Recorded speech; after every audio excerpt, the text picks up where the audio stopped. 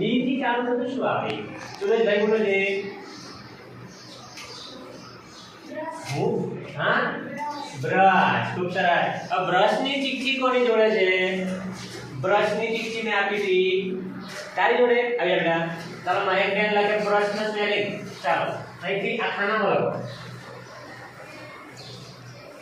સરસ. બી થી ચાલુ થતો spelling.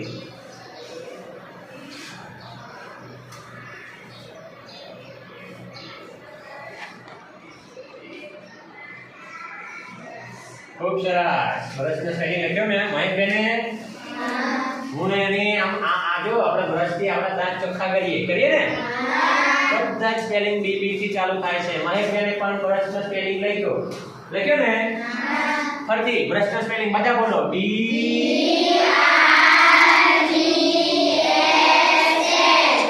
R U S H. Brush એટલે આપણે જે સવારે ઉઠીને બ્રશ કરીએ દાંત ચોખ્ખા કરીએ ને.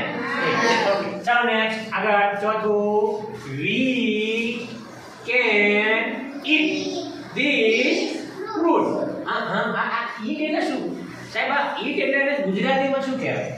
ઈટ એટલે શું થાય? ઈટ એટલે ગુજરાતીમાં હા ખૂબ સરસ. મનોજભાઈ બોલો.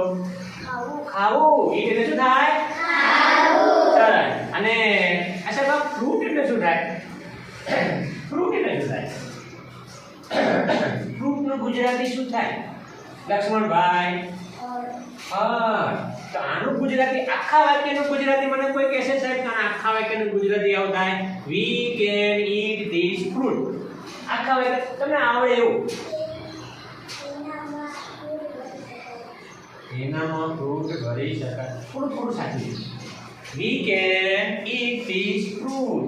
આપણે તે ફળ ખાઈ શકીએ છીએ.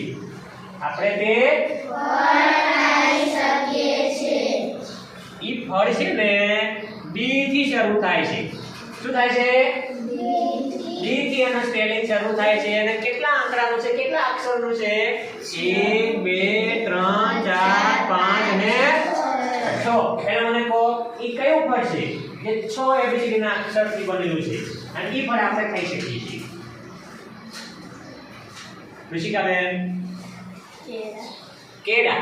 હા કેળા સાચું. પણ અંગ્રેજીમાં બનાના. ખૂબ સરસ. ધન્યવાદ. બનાનાની ચીકી કોની જોડે? તારી જોડે છે. ચાલ મને ડરી જાય.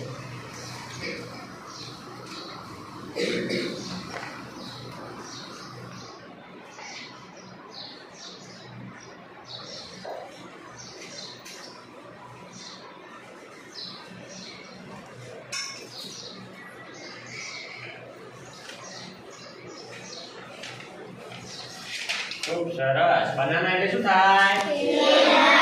કેળા આપણે ખાઈ શકીએ. કેળાને ફ્રૂટ કહેવાય.